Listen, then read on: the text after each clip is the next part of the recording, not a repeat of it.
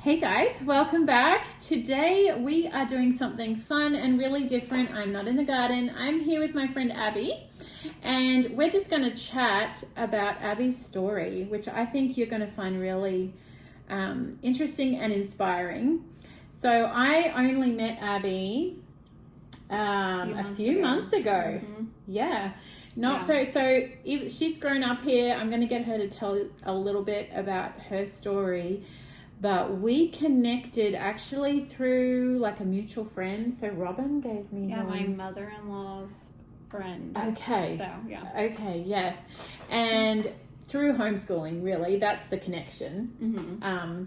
And so we've started going to a few things with Abby and her family, seeing local nature walks and things like that. That's how we sort of got to know each other.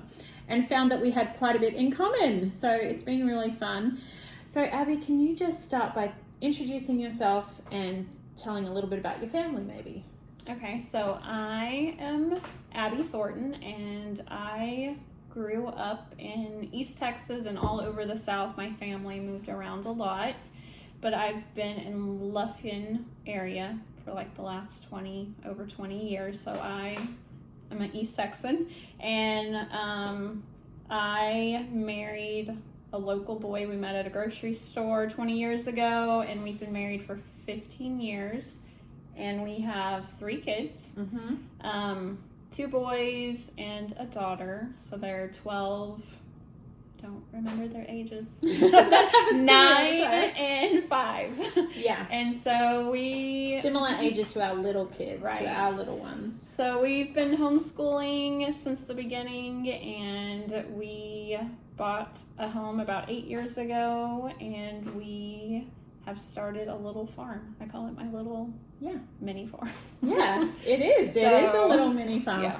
So what drew you to that? Because did you grow up gardening and with animals? Did you have any of that in your childhood, or is that something you just found yourself? So my grandparents always had a garden, so I can remember going out there with my grandma. But my parents, I can just remember like 2 or 3 different times that we would have a garden, but I don't remember helping or picking anything. It wasn't. But my parents have had a garden like since all the kids have been gone. So I think they have more time, and my dad's not retired, so they have a garden, and I actually help give them tips now. And cool. So it's been cool to share it with my dad as an adult. Yeah. So yeah, that is nice. So when did you start gardening and why? So this is my 5th year to garden, so it started in 2021, and I had just come out of like those survival years of being a mom. Aubrey was 2 at the time, and I had suffered from postpartum depression, and so a lot of my friends had started gardening, and I just needed something to do. Like I finally was able to have something that was just that belonged to me, I guess. It's not the words, or to get creative. When you didn't have a newborn anymore. Right, like I had time. I had time to create. I wanted to create. Yeah. And so I go big. I'm not one to start small, and I'm not one to do a lot of research. I just dive in. So my first year gardening, I also started the pumpkin patch. Oh, did you? Yeah. So, she has an awesome pumpkin patch, and like you invite people out. Right, we have a big festival. Yeah. So. That's a very big thing here. I have noticed people do that we don't really do in Australia, but people do that here. Like they have these big pumpkin patches, and people come out and pick pumpkins, and sometimes they do like hay rides and games. We have a pumpkin launcher. Yeah, that's fun. So you did that the first year when you had never gardened before, right? Wow. Yep. So did you, so 2 questions. Okay. Number 1, did COVID play into this at all? Because with the timing of what you've just said, like 2021 wasn't the beginning of COVID, but it was kind of all still happening. Yeah. And then how in the world did you go? Just like, how did you just dive in? Did you buy books, or did you just buy seeds and start? So the pumpkin, how that started, there's really not any pumpkin farms Okay. in Texas, I guess. It wasn't a thing in my childhood or anything, and I found one in the fall of 2020, and it was like an hour and a half from here. Okay. And I always travel to do things. I love experiencing an adventure. And so I found a small pumpkin patch, and it was just a family doing it in their pasture, and it was so exciting and thrilling to just pick a pumpkin. Yeah. And so I was like, I could do this. Yeah. And so I have the land to do it, and Okay. I wanted other people to experience the joy I had. And so I think that, like, COVID, it was such a scary time. So many different emotions you've never had, things taken away from you, like community kind of taken away from you. So I think that gardening and doing the pumpkin patch, the pumpkin patch brought joy and happiness back to families, and people being back together is kind of what I was wanting. Yeah, that's a break amazing. from the world. The garden became a break from what was going on in reality, and just give families time to connect again. Right. Tangible, real life connection that was not threatening. In any Yeah, way. because I'm not going to make money off the pumpkin patch. I just want to see people's happy faces, have their memories, have a tradition. Traditions are big for me, so. Yeah, that is so cool. I love that. I love that you did that in your first year. That is that's very brave. So tell me then what was your process of learning to garden? Because if you've never done it before, did you just like stick something in the ground and hope it would grow, or what did you do? If I had pictures of my old garden, I should send you my first garden. It's very sad. Like, I didn't even make rows. I just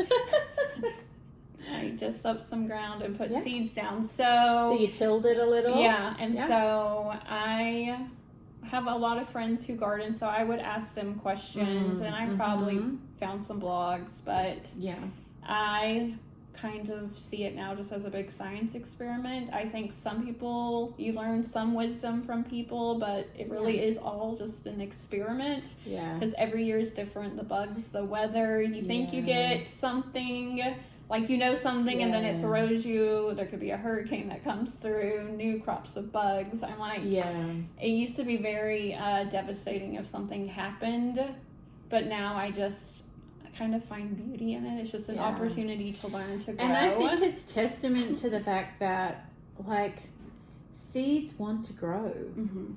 Like, it's not, sometimes I think we make it so complicated and, so big and difficult that people are too afraid to try. But the reality is, yes, there might be some ways that might help you to have better success, but at the end of the day, that seed wants to grow. Right. And given half a chance, it will. Right. I think that was hard at me at the beginning. I kept seeing I joined a lot of garden groups on Facebook. I think that also helped. I saw other people's gardens, and I wanted mine to look like theirs, and then you would compare. And now I think 5 years into this, like, chaos is beautiful. Yes. Yes. I don't really care what other people. I mean, I love going and visiting gardens, and I get inspiration, but like, I just love what my garden does for me now. Like, I'm not trying to compare it to other people. Someone can grow corn better than I can. That's great for them. Like, it's just my little corner of the world. And so it sounds almost like you've moved through this phase of, like, can I garden, and how am I going to do it, and oh no, my garden doesn't look like theirs, to where that you just love it. What would you say is your big reason for gardening? So is it that you love the food that you grow, or is it you love the beauty, or is it just the process of gardening? Like, what do you like about it? It's probably all of those things, but because one of the greatest feelings I think in the world is when you have a meal that almost everything came from the garden. It is such, even if it costs $1 million and so much sweat, like, growing your own food is just amazing, and it tastes so much better. But I do think that the process of gardening is, the excitement of putting the seeds in. Like, that excitement of what's to come, and like your hard work that you're putting in, that you get to reap the awards and see the whole process. It is just really cool. And there's so many life lessons when you're working in the garden, and it's just the whole process, right? Like the beginning, the excitement, working through, and then like when all the flowers are blooming, the vegetables are all growing, like it's just, but I do it. I love the food. I love the process. I love having a place that is just peaceful and quiet and brings me joy. And even though sometimes I'm angry at it, and you know, I feel all of the emotions. It's just like with parenting life, gardening, like some days I go out there and this is like, oh, this is amazing, and then other days I'm like, why am I doing this? So have you found this? So I'm like, as you know, I'm pretty new to this area, this country, and this has been a challenging spring. Like, I haven't been here very long, but it's been very wet. Very wet. Has that been a big challenge? Springs are usually wet here. Are they? Yeah. This wet? Probably not this wet, but I just read like this spring is not even in the top 10 of the wettest years. Really? Yeah. So this might just be East Texas. Right. It's usually wet in June. Is usually wet, and then it dries out in July and August. Okay. Whereas I think last year, which was my first year gardening here, from the beginning of June we didn't have a lot of rain. Like the earlier in the spring was really wet. But then it kind of wasn't a lot through June. Right. If I'm remembering it June correctly. June usually starts off wet. It's probably going more into the month. But I think last year was a very average. Okay. Because it's been drier the years before. And getting hot quicker. So I've enjoyed the rain. It's crazy coming from a gardening area in Australia where water is like gold and there's nowhere near enough. Right. And you're always trying to catch water or preserve water or grow, drought hardy plants and stuff. Like, it does feel very abundant. Right. There's a lot of rain in just a couple of months it will be a different story. We will be praying and doing rain dances because that has happened every year I've done pumpkins. It doesn't matter. So do you get to a point then when you start watering, or do you just let it do whatever it's going to do? No, I water 2 times a day in the pumpkin patch when it's July, August. Okay. So in the pumpkin patch, July, August, when's your harvesting time? Usually at the end of September, beginning of October. I planted them early this year just to get them more established, the roots, because the last couple of years it's been a very dry, hot, and so it looks like they're about to die, and then we get this miracle rain in September, and then the harvest has been plentiful, but it's very stressful for me to do all the things. So I planted like 3 weeks early this year, so we will see. I'm hoping for the end of September.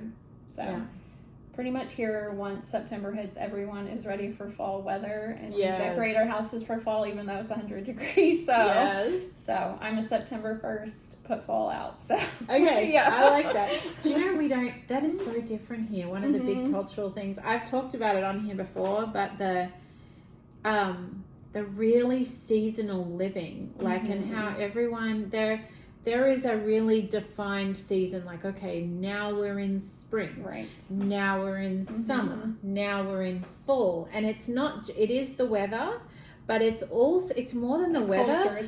It's a cultural thing because it's the activities, and people decorate, like you said. Yes, we go all out for fall. And I actually really love it, but it's very, very different to what I grew up with. It's very, very different. Aussies, maybe we're just a bit bland. But we celebrate everything. Remember, you have said that we celebrate everything. And we have a lot of holidays. So. Yeah, it's fun. So what is your favorite thing to grow? My favorite thing to grow, obviously flowers. I have flowers everywhere. Yes, I love flowers too. right now I have a lot of watermelon growing, so I'm excited about that. Do you have different varieties, or do you have one that you just love and you grow? I have different varieties, and I don't remember what I planted and what came up, because I tend to overplant. Yeah, I do that too. Because it gives you a better crop and things die out or whatever. So, but I love potatoes. I love the process of digging them up. I love my hands in the dirt. Yes. Isn't there something, anyway, I've just had like 50 thoughts in response to what you just said. So potatoes, we just dug up our first little harvest of potatoes from our crop, and there's still a lot to dig, which I think, actually, I was just saying to the kids, I think we're going to have to go ahead and harvest, even if it's not at its full potential, because I think we're getting more rain, right.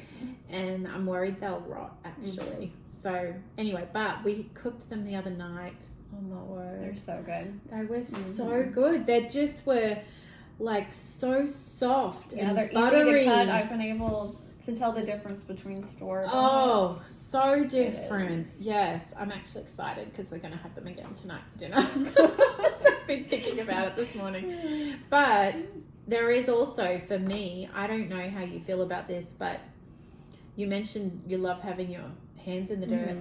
And when there is, like as a busy mum, and we're both busy mums, but even just as humans living in 2025, life can be a little bit overstimulating, and there's a lot going on, especially if you watch the news. Right.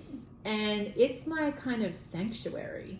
My garden is my sanctuary and my place of where I can just breathe deeply. And I find that it's very, very calming to me to have my hands in the soil. I have only read a little bit about this, but there's something neurologically that happens when your body connects with the earth.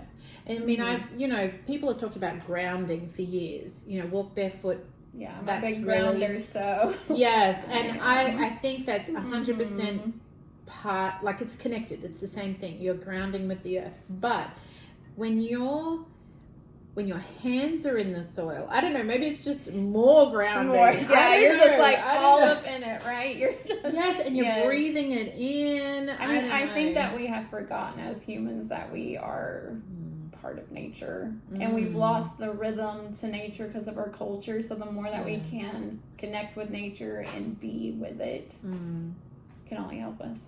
Yeah, I think so too.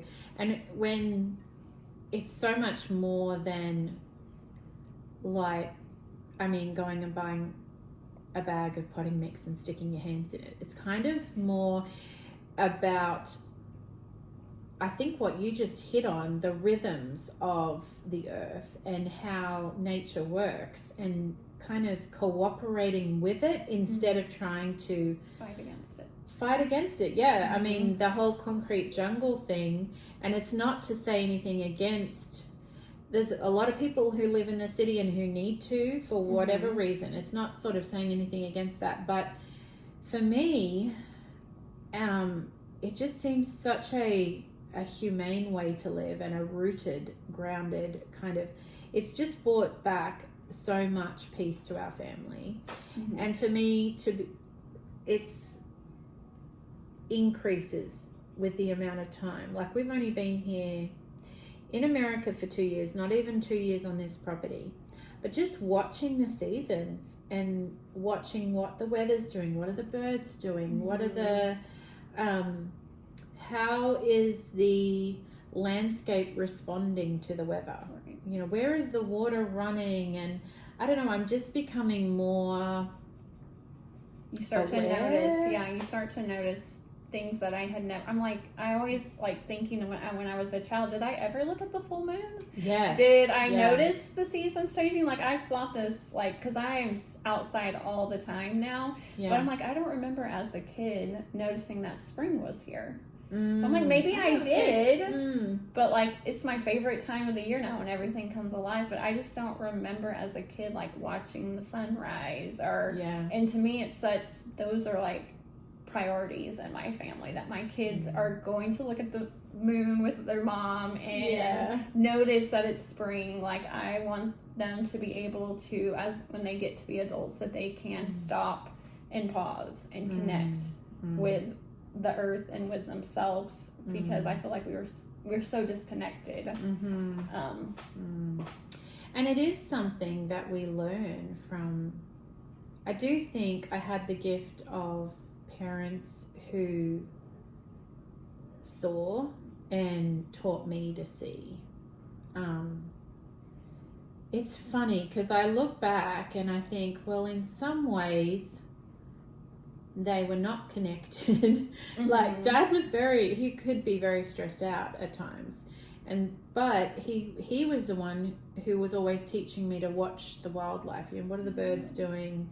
I had this flashback the other day. I was sitting down there at the milk barn milking the cow, and sometimes I listen to a podcast or something, but this time I wasn't. Sometimes I just like the bird song and the quiet swish swish of the milk. It's the best soundtrack to Earth. Yes. And so I just gazed up at a tree, and it was one of the days that we'd had really heavy rain, and this oak tree that's down by the barn is kind of on a lean, and I noticed that all on this side the bark was dry, and all on the outside that's leaning over, obviously from the rain, was all wet.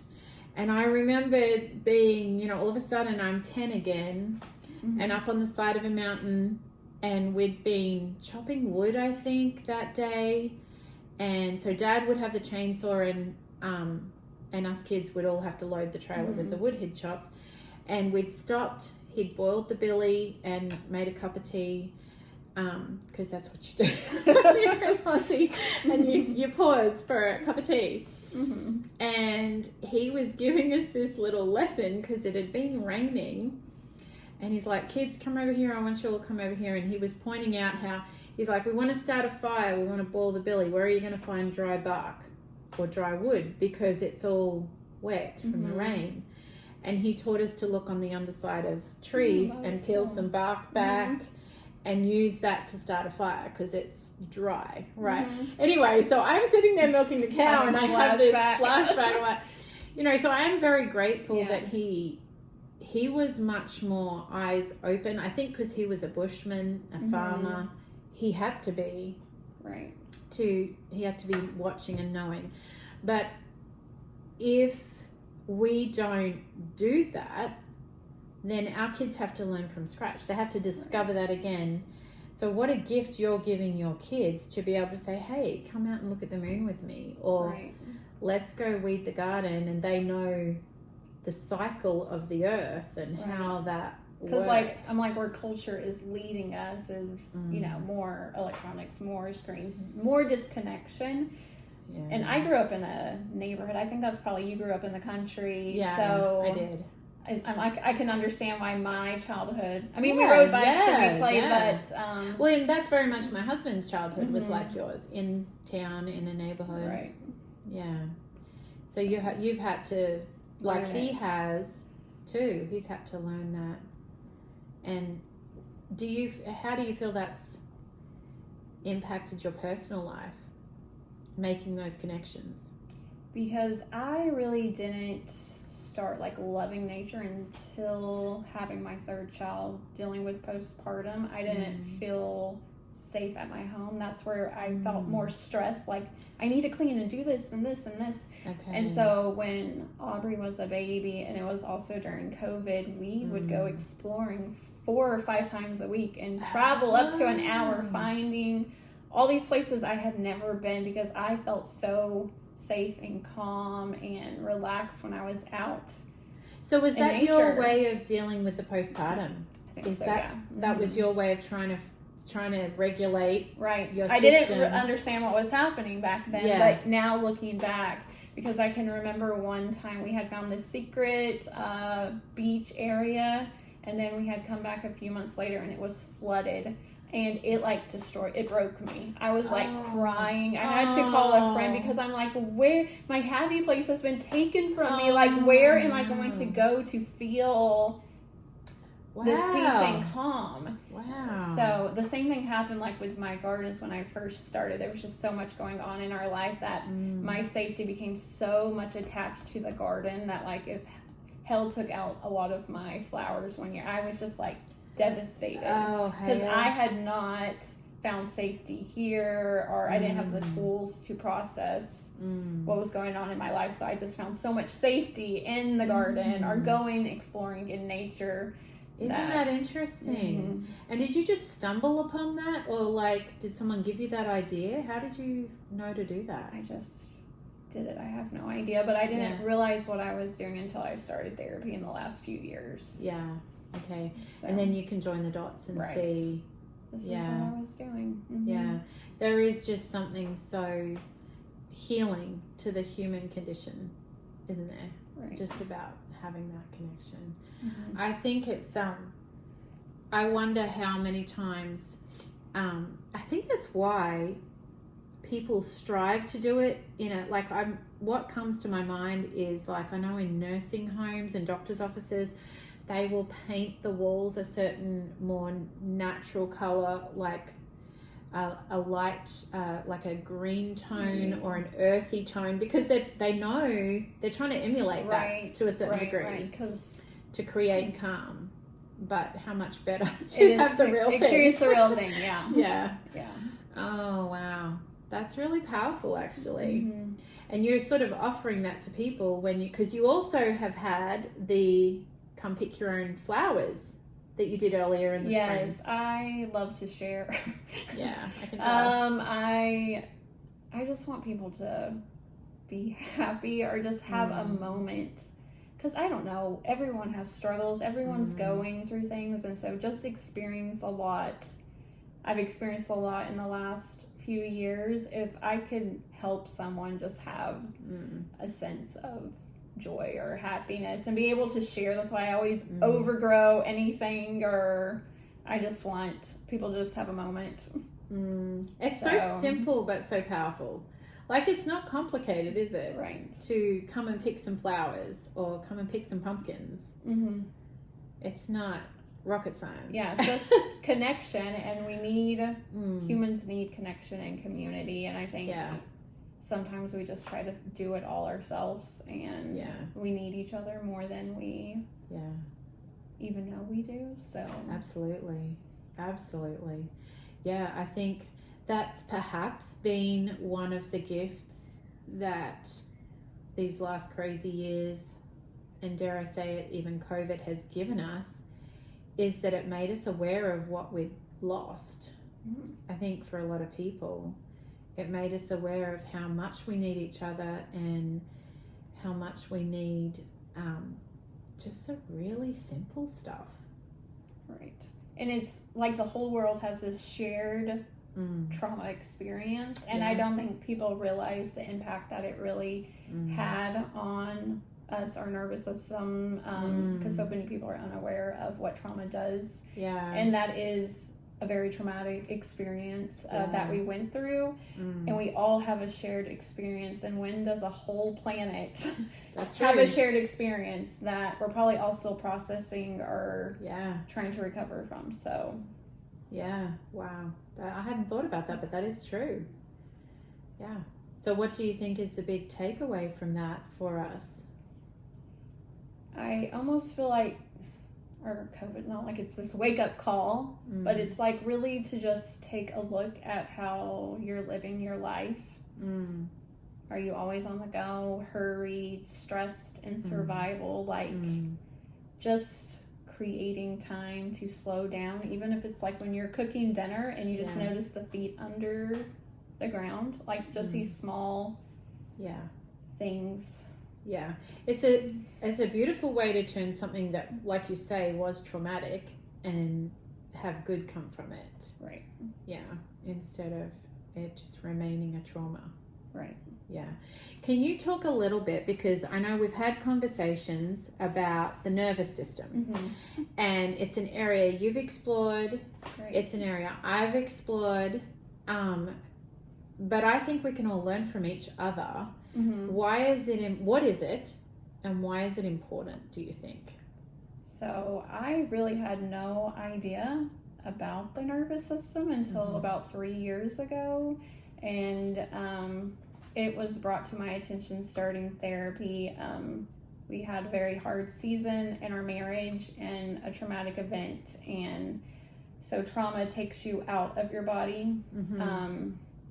And so I started somatic mind-body healing approach from therapy. Okay. So the first thing we learn about is our nervous system. So our nervous system is how we experience life. It's our control center. It's how our body talks to our brain, and our brain talks to our body. And it's just how we learn, behave, move. It regulates our breathing. I mean, there's a whole long list. It's how we experience life. Yeah. So I kind of went through a process of getting to know my nervous system, because it takes 25 years for it to, what is the word? I can't think. Develop, grow. So it's pretty much your whole childhood. Your body remembers more than what your mind does. And your body's always on alert, trying to keep you safe and protect you. I didn't really know that. And so things that you saw your parents do, how they dealt with grief or pain, that is like in your body, and you have these coping mechanisms that you've picked up to learn behaviors.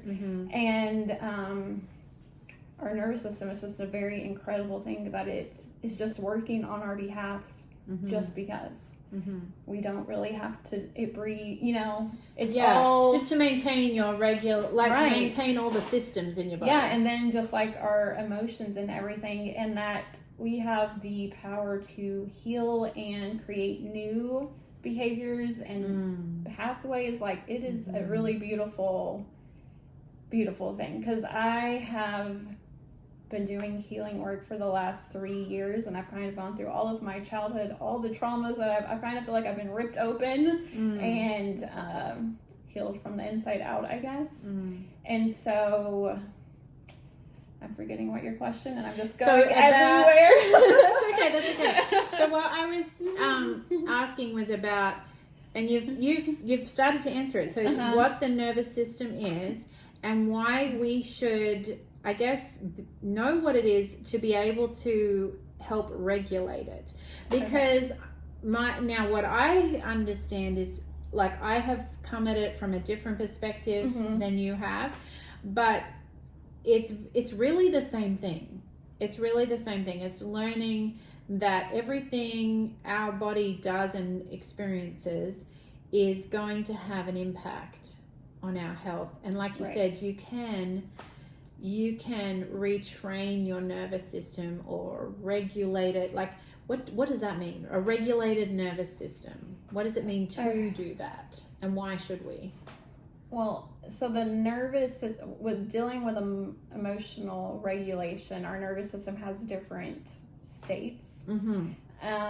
And you're always in a different state. So like, ventral is when you're calm and connected, and it's your most true self, like you can connect with others, you have creativity. And then there's sympathetic state, is kind of known for the fight or flight. When your body's alert, activated, if there's a tiger chasing you, you can run. We need this. And then there's the dorsal, and that's when shut down, freeze, overwhelmed. And so a regulated nervous system isn't always going to be in ventral. Regulated will ebb and flow, and you don't get stuck, because we need all of these different states. But what happens is, just from like our life experiences, what we saw growing up, traumas that have happened, we might get stuck in sympathetic or dorsal. And so it's teaching your body that that it's safe to move past that and out of that. I didn't realize safety was such a big thing. And so if you get stuck, then your body is going to start talking to you with symptoms, because when our nervous system is regulated, ebbing and flowing, then your digestive system is going to work how it should work. If it's been, people can get stuck in sympathetic for 10, 15 years. So your body is not working the way it should. So that's when you start having, stomach issues and right. And this doesn't mean that you're cognitively thinking, oh, I'm in fight or flight. Like you might not have a clue that you're in that situation. Because I feel like I lived most of my adult life stuck in sympathetic state. I was always needing to do something. The more I added to my plate, the more spinning plates I had, I felt safe there. It was a false sense of safety. I felt like I had to pour into everyone, and that's where my body had because I saw my mom just helping everyone all the time, never sitting down, always comparing. Am I enough? Like I was stuck in sympathetic, and I didn't know it because that's what my body saw. So it wasn't until I realized the different states of the nervous system, and so over the last few years I've had to bring safety here. And so a regulated nervous system is one that can ebb and flow, and when you get into sympathetic or dorsal, that you can move your body back to ventral, because if everyone was in ventral for most of the time, our capacity would be bigger, our window of tolerance would be, and our body would be able to work the way it's supposed to. So to bring that full circle, because right at the beginning of the conversation, you were saying how that you didn't really know why or how at the time, but you were drawn to nature and the garden because you felt safe there. So what part did that play for you in your story of helping to regulate that nervous system? So now I can see it that my body was trying to keep me safe, and so it couldn't be safe here, so it found other places that I could feel safe. And one thing, when I started doing therapy, since I didn't have the capacity to create safety here, my therapist told me to create safe places. And so I kind of made my garden, because first you have to kind of create these safe places before you can do it here. It's like, is that just a learned behavior? So you're teaching your nervous system? Because it's just small little steps. Because if you've been in a state of survival for like 20 years, you kind of got to unlock it. It's going to feel so weird to because I remember, I mean, everyone sees the different regulation tools you can shake and dance, and I remember first starting them, it felt so awkward and uncomfortable, and I'm like, I trusted the process, and now my body just by like I have them as a to-do list, like okay. But now that I've been doing it for so long, I will just want to shake all of a sudden, and it could just because I have some anxious thought, but like my body just tells me, or like I want to run, and I just run, like I'm trying to listen. So now it's just like part of my life. Like you can change and grow, and healing can happen. So do you think the garden, like you said, you use that as a safe place to sort of teach your nervous system to relax? Is that an ongoing help to you or need for you, or is that something that is not part of the picture anymore? It is part of the picture, because there are, I like to call them like joy activities, or just things you love to do. So my garden isn't like my only safe place now. I feel safe here, but it is one of my safe places, if that makes sense. It does. Because I know that if I, like different part of your cycle, I spend more time in the garden during that time, or if I'm feeling more anxious, I know that if I get out in the garden, it can help regulate and move back into safety. So it's a big part of who I am, my garden. So well, let's hope that gardens can be, you know, a starting point, because I mean, who knows what came first, the chicken or the egg? You know, like I mean, you got out in the garden and you got out in nature because of COVID and because of postpartum depression, looking for that I guess that relaxing place or that safe place, but something you could enjoy. But then it's almost like was that a trigger that led to all these things, or who knows, like what came first, the chicken or the egg? The trigger or that.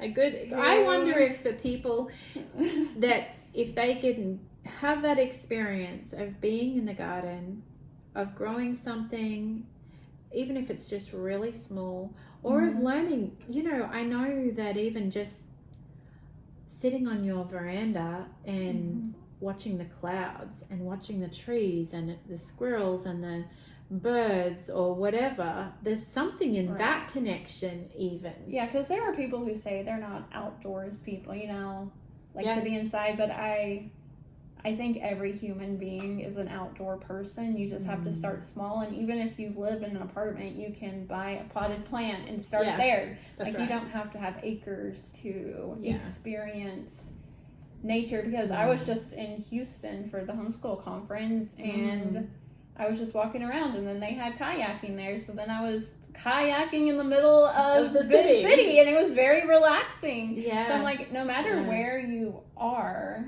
and I think every human, every story that's out there, that nature is for everyone. You just have to reconnect. And having your eyes open to see it. I mean, anyone can step outside their door and feel the warm breeze or the cool breeze, whatever it is, on your face. That's a connection with nature in itself. Yeah, 100%. I love your story. I think it's really inspiring, and I think personally it's part of how, the Creator wants us to heal, and his creation is one of those tools. It's almost like the greatest tool we have, and I think we forget that we were placed in a garden. Yes. One of my dear friends, Jess, in South Carolina, she has a farm, and she's an amazing gardener. I learn a lot from her, and she says, she has this saying, we were created for a garden, but we're living in a battle zone or on a battlefield or something like that. And we got to get back to the garden, because that's where we were built for. That's where what we were made for, and our bodies feel at home there.